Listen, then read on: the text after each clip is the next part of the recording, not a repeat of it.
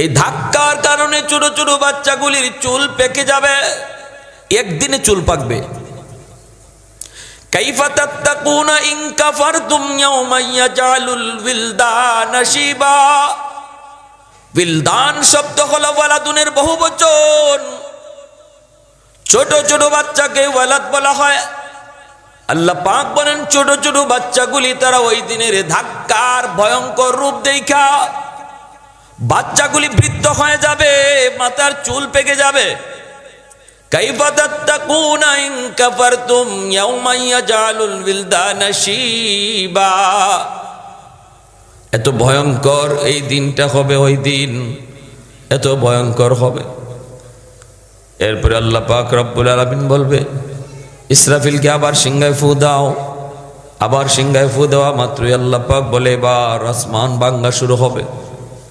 ইদাস সামাউ ফাতারাত ওয়া ইদাল কাওয়াকিবু ইনতাসারাত ওয়া ইদাল বিহারু ফুজ্জিরাত ওয়া ইদাল কুবুরু বুসিরাত। আল্লাহ পাক রব্বুল আলামিন বলে ইদাস সামাউ ফাতারাত, আকাশ ফেটে যাবে। ওয়া ইদাল কাওয়াকিবু ইনতাসারাত, নক্ষত্রগুলি খসে খসে পড়বে। নক্ষত্রগুলি খসে খসে পড়বে। এক একটা নক্ষত্র সূর্যের চেয়েও হাজার হাজার গুণ বেশি বড়। সূর্য পৃথিবী থেকে 13 লক্ষ গুণ বড়। সূর্য পৃথিবী থেকে 13 লক্ষ গুণ বড়। আর এই সূর্যের চেয়েও হাজার হাজার, কোন নক্ষত্র লক্ষ গুণ বেশি বড় এক একটা নক্ষত্র। সূর্যটাই যদি জমিনে পড়ে, জমিনের অস্তিত্ব খুঁজে পাওয়া যাবে না, কারণ পৃথিবী থেকে 13 লক্ষ গুণ বড় সূর্য। সেখানে সূর্যের চেয়ে বড় এক একটা নক্ষত্র। আল্লাহ বলেন কিয়ামতের ওই ফুর ধাক্কায় আকাশের নক্ষত্রগুলা খসে খসে পড়বে। তাহলে জমিনের আর কি অস্তিত্ব থাকবে? কি অস্তিত্ব থাকবে? আর সূর্যের তেজ, নক্ষত্রের তেজ, সূর্যের তেজের চেয়ে নক্ষত্রের তেজ আরো বেশি, আরো বেশি।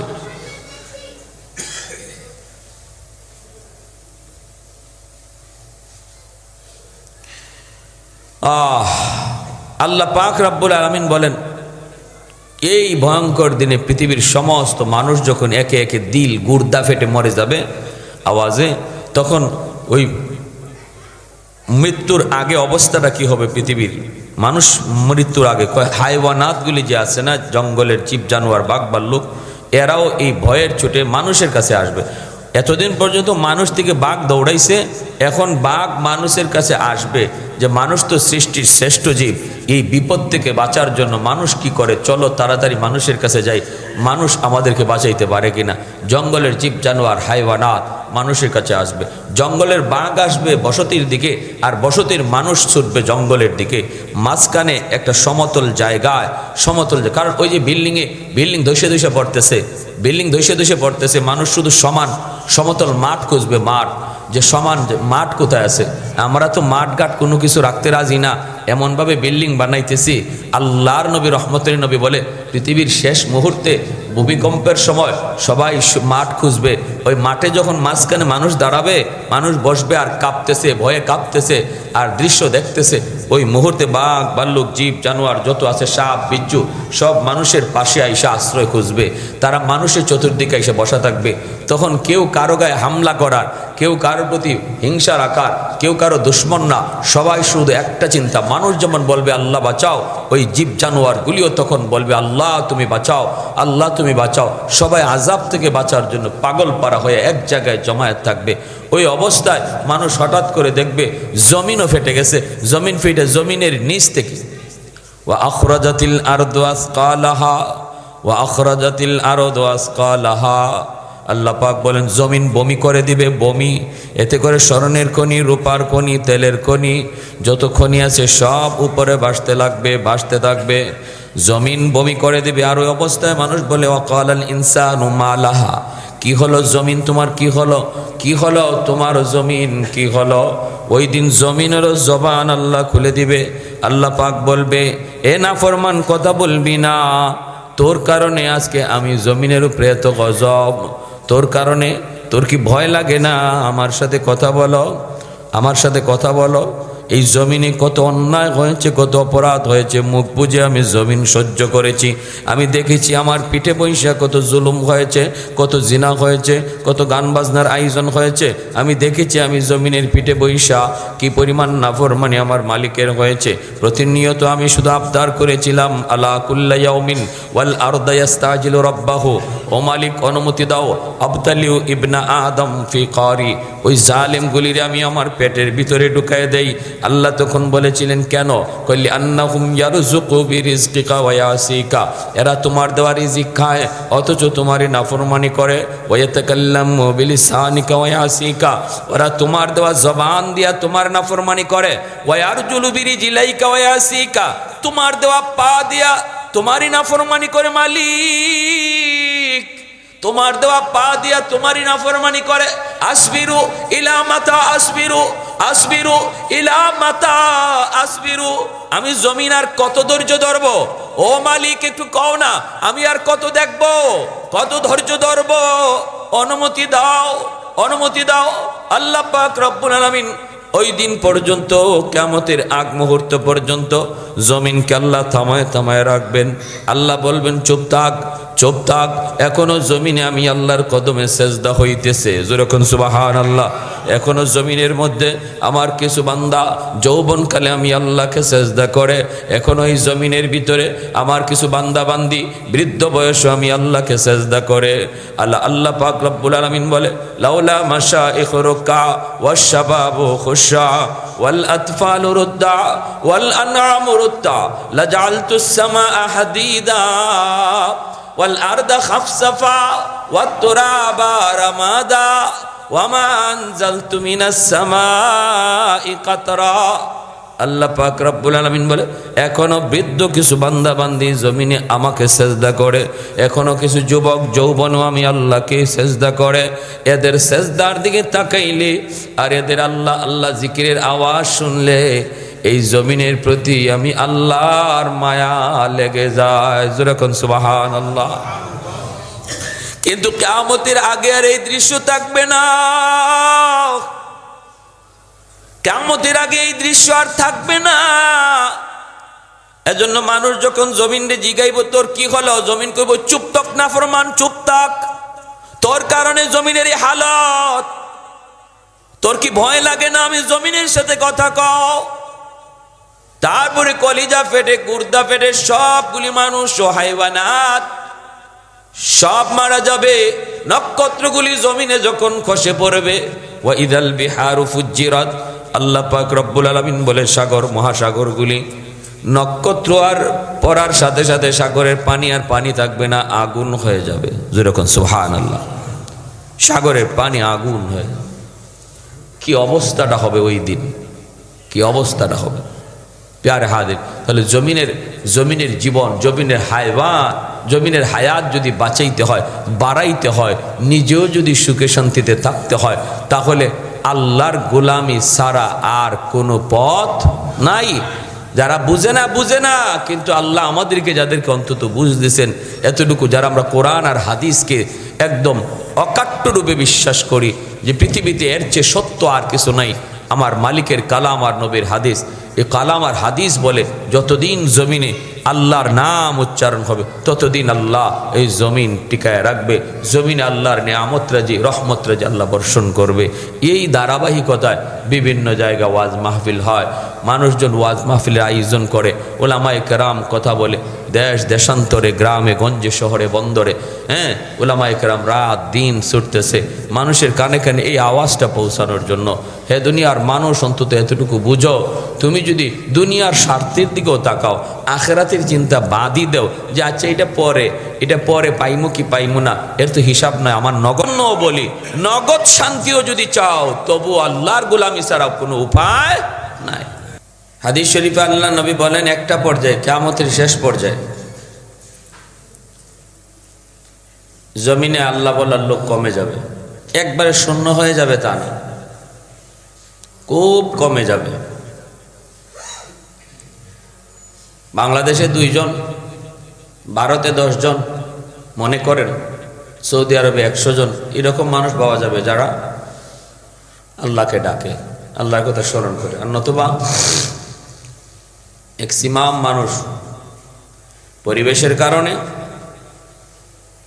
বিভিন্ন ষড়যন্ত্রের শিকার হয়ে 10 বছর পরে, 20 বছর পরে, 50 বছর পরে কি ঘটবে এটা এখন ধার্য হবে, এটার এই রুটিন এখন করা হবে। 100 বছর পরে কি ঘটবে, কি হবে এই বাংলাদেশের অবস্থা, এটা এখন ঠিক হবে, ফাইনাল হবে, চূড়ান্ত সিদ্ধান্ত হবে। আর এই সিদ্ধান্ত নিয়ে, এই টার্গেট নিয়েই ইহুদিরা আগায়, নাসারারা আগায়। আমাদের মতো নগদ চায় না ওরা নগদ চায় না। আমরা যেমন নগদ চাই, ওরা নগদ চায় না। ওরা টার্গেট নিয়ে আগায় যে না, এখন আমার ফল দরকার নাই, এখন বীজ রোপণ করো, ফল পাবো 50 বছর পরে। কি ইতিহাসে ঢুকাও, ইতিহাসে ঢুকাও, পাঠ্যপুস্তকে ঢুকাও, বই পুস্তকে এই ঢুকাও, সেই ঢুকাও। এখনই যদি বলো আল্লাহ নাই, মানবে না। এখনই যদি বলো হিন্দু ধর্ম অসত্য, মানবে না। আগে মূর্তির গুণগান গাওয়াও, মূর্তির পরিচয় শোনাও। ইহুদি ধর্ম ও ধর্ম, এই চিন্তাটা কচি কচি বাচ্চাদের দিল দেমাগে ঢোকাও। হ্যাঁ, পর্দা এটা ভালো জিনিস না। যদি এটা বলা হয় যে পর্দা খারাপ, তাহলে ঠিক মানবে না। বলো এভাবে গল্প তৈরি করো, গল্প। এক মহিলা এরম বোরকা পরে চলতো, বোরকা পরে থাকতো, হ্যাঁ, পর্দা করতো, ঘর থেকে বের হতো না। এই ঘরে আগুন লাগছে, পর্দা ভাঙবে, পর্দা নষ্ট হবে, বিদায় ঘরে আগুন লাগছে, মহিলার নিজের গায়ে আগুন লাগছে, সে আগুনে জ্বললে পুরা মরছে। একটা বাচ্চারে এই গল্প শিখাইতেছে। বোরকায় প্যাঁচ লাগিয়া রেল লাইনে পড়ে গেছে, রেলগাড়ি তার উপরে দিয়ে চলে গেছে, গল্প তৈরি করছে বাচ্চা। আমার আপনার বাচ্চাকে শিখাইতেছে। তো বাচ্চাটার দিলে কি ঢুকলো, দেমাগে কি ঢুকলো, যে বোরকার কারণে রেলের তলে পুরা মরল, বোরকার কারণে, পর্দার কারণে আগুনে পুড়ে জ্বলল। কেন বলবে যে বোরকা খারাপ? না, এটা বলা দরকার নাই তো। এই ধরনের দুই একটা গল্প ওদেরকে মুখস্থ করাইলেই চলে, এরকম দুই একটা গল্প শেখাইলেই চলবে। মানুষ বানর থেকে এসেছে, নাউজুবিল্লাহ, জোরে কোন, ডারউইনের মতবাদ। আজকে এই মুসলমানের দেশের পাঠ্যপুস্তকে 7ম শ্রেণীর, 6ষ্ঠ শ্রেণীর ইতিহাসে এরম ঢুকানো হইতেছে। মানুষ বানর থেকেই তৈরি, মানুষ বানর থেকে এসেছে, বিবর্তনবাদী, ডারউইনের মতবাদ। মুসলমান জানে মুসলমান আদমের সন্তান, আমরা জানি আমরা আদমের সন্তান, আমরা বানরের সন্তান না, আমরা মানুষের বাচ্চা মানুষ। আর ওরা শিখাইতেছে আমরা বানরের বাচ্চা। বানর ছিল এরম, এরপরে লেজ পড়ে গেছে, এরপরে এইছে, এরপরে চেরা বদলে গেছে, এরপরে হাত এমনি হয়েছে, ওই এইভাবে মানুষ তৈরি হয়ে গেছে। আপনার সন্তানটা পড়তেছে, আপনি বাবা খবর নিছেন? আপনি তো সামনের কাতারের নামাজি, আপনি তো সামনের কাতারের নামাজি, আপনি তো প্রতি বছর হজে যান, আপনি তো লক্ষ লক্ষ টাকা জাকাত দেন। আপনি খবর নিচ্ছেন আপনার বাচ্চা কি পড়তেছে? এই বাচ্চাই আপনাকে হাসরের মাঠে আসামি বানাবে। এই বাচ্চাটাই ও টিচারে পরে করবে, টিচারে আসামি পরে করবে। সবার আগে আসামি বানাবে বাবারে, আসামি বানাবে মারে, যে আমারে কি পড়াইছে আমার বাপ মা, কোথায় ভর্তি করছে, দেখলো না কেন, দেখলো না কেন আমাকে। আর এই পড়ার কারণে আমি আল্লাহ তোমাকে ভুলে গেছি। এই পড়ার শিক্ষা করার কারণে, এই পাঠ্যপুস্তক পড়ার কারণে আমি আখেরাত ভুলে গেছি, আমি তোমার পরিচয়ই ভুলে গেছি। এর জন্য দায়ী আমার মা, আমার বাবা। এদেরকে আটকাও। সন্তান বলবে এদেরকে আটকাও। রব্বানা আতিহিম দিফাইনি মিনাল আযাব ওয়ালআনহুম লা'নান কাবীরা। ওই বাপ মা, আমি যদি জাহান্নামে যেতে হয়, যে বাপ মার কারণে জাহান্নামে হইছি, এই বাপ মার ঘাড়ে পাড়া দিয়ে আমি জাহান্নামে যাইমু। আমার বাপ মারে এরপরও জাহান্নামে ঢুকাইবা, ডাবল শাস্তি দিবা। দিফাইনি মিনাল আযাব, ডাবল শাস্তি দিবা। এজন্য সন্তানকে খালি এক জায়গায় ভর্তি করে আমি শেষ, আমি পেনশন পেয়ে গেছি, এমনটা ভাবলে বাপ মার চলবে না। পড়ান, স্কুলে পড়ান, নিষেধ করবো না আমরা, কিন্তু কি পড়তেছে দেখেন, কি শিখতেছে তা দেখেন। সে কি আখেরাত চিনতেছে না আখেরাত থেকে দূরে যাইতেছে? আল্লাহকে চিনতেছে নাকি আল্লাহ থেকে দূরে সরতেছে? এটা দেখা বাপ মার দায়িত্ব। যদি বুঝেন যে এমন কিছু প্রতিষ্ঠান পাল্টান, মুসলমানের সন্তানকে মুসলমানি শিখায়া তার জীবনে শুরু করানোর জন্যই উলামায়ে কেরাম আজকে মাদ্রাসায় অঙ্ক ইংরেজি ঢুকাইছেন। আপনাদের কথা চিন্তা করে অঙ্ক ইংরেজি ঢুকাইছেন। স্কুলের যে অঙ্ক ইংরেজি আছে, মাদ্রাসায় সমান তালে অঙ্ক ইংরেজি আছে। অন্তত 5টা বৎসর যদি মুসলমানের সন্তান মাদ্রাসায় পড়ে, এরপরে সে হাই স্কুলেও যায়, কলেজেও যায়, ভার্সিটিতেও যায়, অন্তত সে আর এই কথা বলতে পারবে না যে আল্লাহ আমার বাপ মা আমাকে তোমার পরিচয় শিখায় নেই, আমার পরিচয় শিখায় নেই। কারণ তার দিলের ভিতরে 5 বৎসর আল্লাহর পরিচয় ঢুকাইয়া দেওয়া হয়েছে। 1 বছর 2 বছর না, 5 বৎসর। ইয়ার হাজির, এজন্য আল্লাহ বলেন ওমা খালাকতুল জিন্না ওয়াল ইনসা ইল্লা লিয়াবুদুন, আমি মানুষ এবং জিন জাতিকে সৃষ্টি করলাম শুধুমাত্র কেবলমাত্র আমার গোলামির জন্য। এই জমিনে একসময় আল্লাহর গোলামি চলবে না, আল্লাহ জমিন রাখবে না। অল্প অল্প কিছু মানুষ থাকবে, একেবারে শূন্য হবে না। আল্লাহ পাক তখন একদম শূন্য করে ফেলবে মুমিন। কেমনে?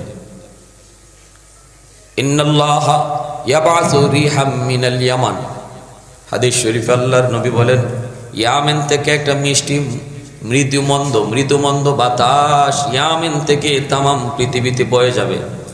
ইন্নাল্লাহা ইয়াবআসু রিহাম মিনাল ইয়ামান, ইয়ামেন থেকে একটা মৃদুমন্দ বাতাস তামাম পৃথিবীতে বইবে। আল্লাহর নবী বলেন এই বাতাসটা যত মুমিনের গায়ে লাগবে, মুমিন তো সংখ্যায় পৃথিবীতে খুব কম, আল্লাহ মনে করবেন এই অল্প সংখ্যক মুমিনের জন্য এত বড় আয়োজন রাখার কোনো প্রয়োজন নাই, এত বড় আয়োজন রাখার প্রয়োজন নাই। এই মুমিনের জন্য এত বড় বিশাল আকাশ বিশাল জমিন রাখার প্রয়োজন নাই, কারণ সংখ্যায় তারা খুবই কম। এজন্য আল্লাহ পাক ইয়ামেন থেকে বাতাস ছেড়ে দিয়া যে কয়েকজন মুমিন পৃথিবীতে আছে ওদের গায়ে লাগবে, আর সবগুলি মুমিন। ফালা তাদাও মান কানা ফি কলবিহি মিসকালু হাব্বাতি খারদালিম মিন ঈমান ইল্লা কাবাযাতহু, সব মুমিনকে আল্লাহ নিয়ে নিবে, মারা যাবে। এই বাতাস লাগা মাত্রই মুমিনরা মারা যাবে। তখন দুনিয়াতে থাকবে শুধু বেঈমান, তামাম দুনিয়া জুড়ে শুধু বেঈমান, ইমানদার নাই, একজনও নাই। এই বাতাসে সব মারা যাবে। এরপরে আল্লাহ বলবেন ইসরাফিল লাব্বাইক ইয়া রব, ফু দাও। 3 ধাপে ফু দিবেন। ইসরাফিল আলাইহিস সালাম প্রথম সিংহায় ফু দিবেন। নাফকাতুন ফাজা, এটা এমন এক ভীতিকর আওয়াজ, এই আওয়াজটা উঠবে, এর দ্বারা ভূমিকম্প হবে, জমিনে একটা ভূমিকম্প তৈরি হবে, পৃথিবী একটা ধাক্কা খাবে। আল্লাহ পাক এই ধাক্কাটাকে কি বলেছেন? ইয়া আইয়ুহান নাসু তাকু রাব্বাকুম ইন্না জালজালাতাস সাআতি শাইউন আযীম, সূরা হজ প্রথম আয়াত। ইয়া আইয়ুহান নাসু তাকু রাব্বাকুম ইন্না জালজালাতাস সাআতি শাইউন আযীম। আল্লাহ পাক বলেন ও মানুষ, আমি আল্লাহকে ভয় করো।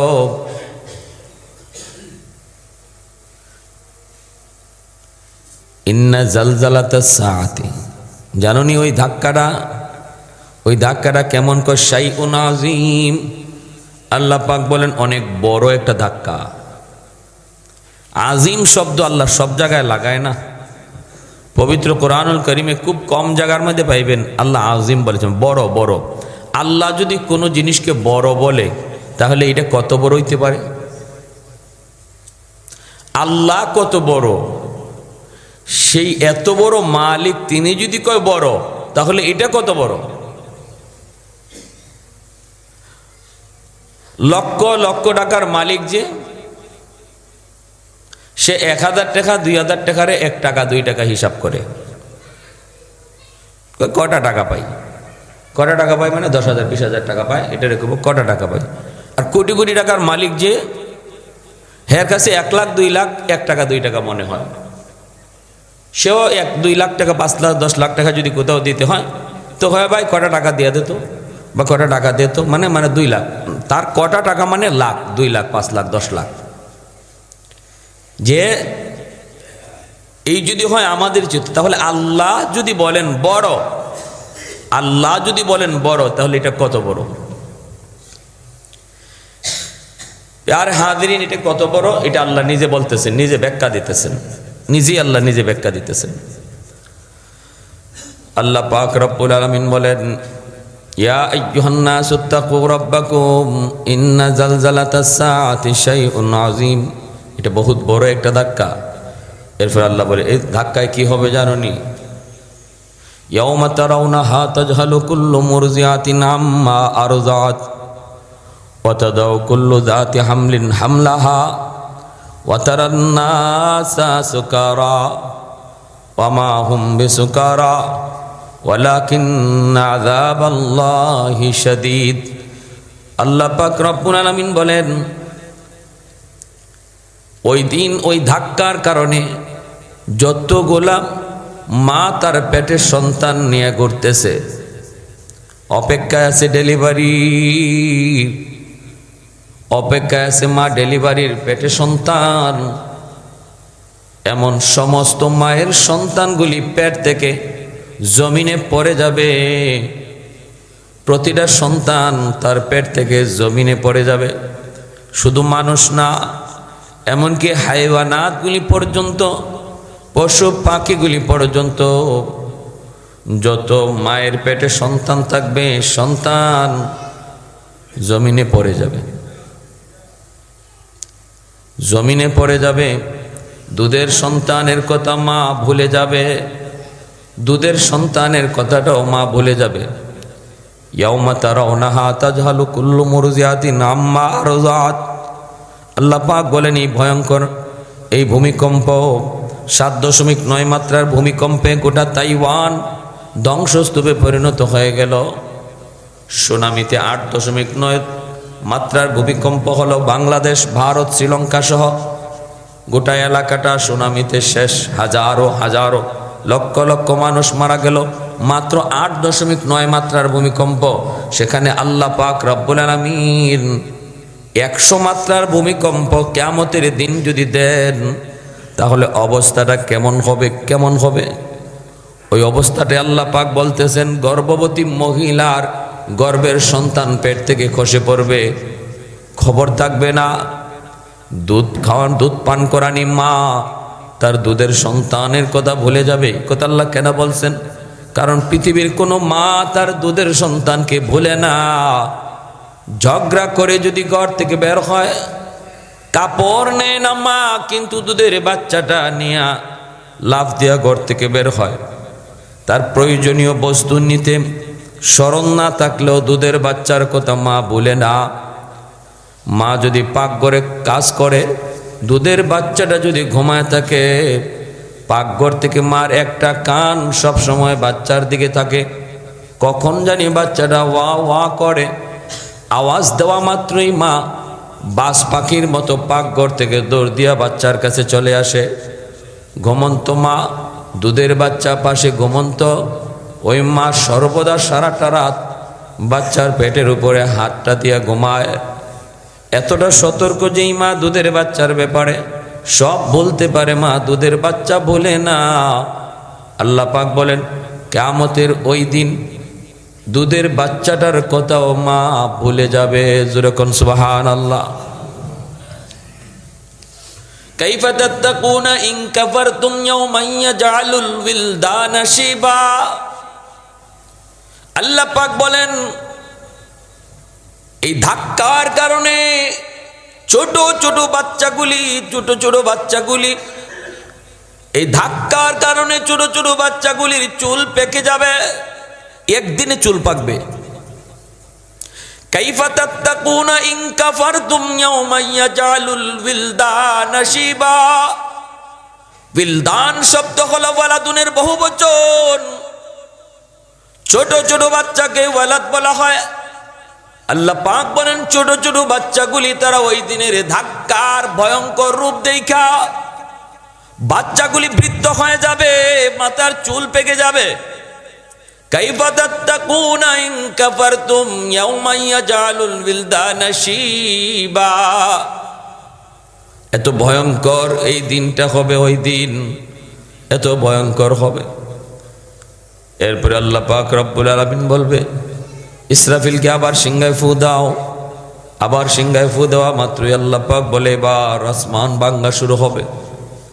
ইদাস সামাউ ফাতারাত ওয়া ইদাল কাওয়াকিবু ইনতাসারাত ওয়া ইদাল বিহারু ফুজ্জিরাত ওয়া ইদাল কুবুরু বুসিরাত। আল্লাহ পাক রব্বুল আলামিন বলে ইদাস সামাউ ফাতারাত, আকাশ ফেটে যাবে। ওয়া ইদাল কাওয়াকিবু ইনতাসারাত, নক্ষত্রগুলি খসে খসে পড়বে। নক্ষত্রগুলি খসে খসে পড়বে। এক একটা নক্ষত্র সূর্যের চেয়েও হাজার হাজার গুণ বেশি বড়। সূর্য পৃথিবী থেকে 13 লক্ষ গুণ বড়। সূর্য পৃথিবী থেকে 13 লক্ষ গুণ বড়। আর এই সূর্যের চেয়েও হাজার হাজার, কোন নক্ষত্র লক্ষ গুণ বেশি বড় এক একটা নক্ষত্র। সূর্যটাই যদি জমিনে পড়ে, জমিনের অস্তিত্ব খুঁজে পাওয়া যাবে না, কারণ পৃথিবী থেকে 13 লক্ষ গুণ বড় সূর্য। সেখানে সূর্যের চেয়ে বড় এক একটা নক্ষত্র। আল্লাহ বলেন কিয়ামতের ওই ফুর ধাক্কায় আকাশের নক্ষত্রগুলা খসে খসে পড়বে। তাহলে জমিনের আর কি অস্তিত্ব থাকবে? কি অস্তিত্ব থাকবে? আর সূর্যের তেজ, নক্ষত্রের তেজ, সূর্যের তেজের চেয়ে নক্ষত্রের তেজ আরো বেশি, আরো বেশি।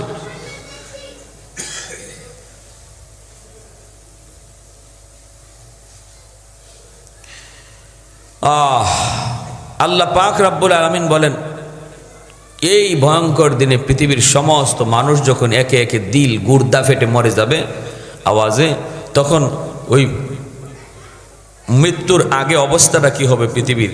মানুষ মৃত্যুর আগে হাইওয়ানাতগুলি যে আছে না, জঙ্গলের জীব জানোয়ার, বাঘ ভাল্লুক, এরাও এই ভয়ের চোটে মানুষের কাছে আসবে। এতদিন পর্যন্ত মানুষ থেকে বাঘ দৌড়াইছে, এখন বাঘ মানুষের কাছে আসবে যে মানুষ তো সৃষ্টির শ্রেষ্ঠ জীব, এই বিপদ থেকে বাঁচার জন্য মানুষ কি করে, চলো তাড়াতাড়ি মানুষের কাছে যাই, মানুষ আমাদেরকে বাঁচাইতে পারে কিনা। জঙ্গলের জীব জানোয়ার হাইওয়ানাত মানুষের কাছে আসবে। জঙ্গলের বাঘ আসবে বসতির দিকে, আর বসতির মানুষ ছুটবে জঙ্গলের দিকে। মাঝখানে একটা সমতল জায়গায়, কারণ ওই যে বিল্ডিং ধসে ধসে পড়তেছে, বিল্ডিং ধসে ধসে পড়তেছে, মানুষ শুধু সমান সমতল মাঠ খুঁজবে। মাঠ যে সমান মাঠ কোথায় আছে? আমরা তো মাঠ ঘাট কোনো কিছু রাখতে রাজি না, এমনভাবে বিল্ডিং বানাইতেছি। আল্লাহর নবী রহমতের নবী বলে পৃথিবীর শেষ মুহূর্তে ভূমিকম্পের সময় সবাই মাঠ খুঁজবে। ওই মাঠে যখন মাঝখানে মানুষ দাঁড়াবে, মানুষ বসবে আর কাঁপতেছে, ভয়ে কাঁপতেছে আর দৃশ্য দেখতেছে।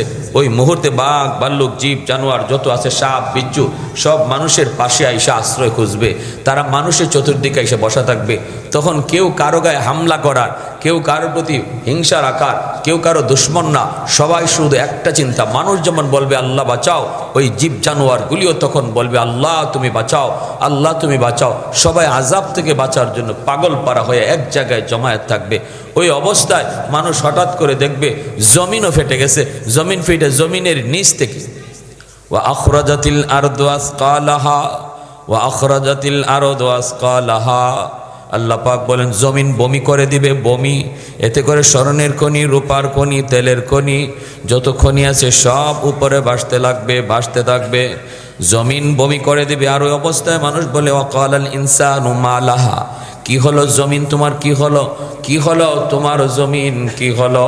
ওই দিন জমিনেরও জবান আল্লাহ খুলে দিবে।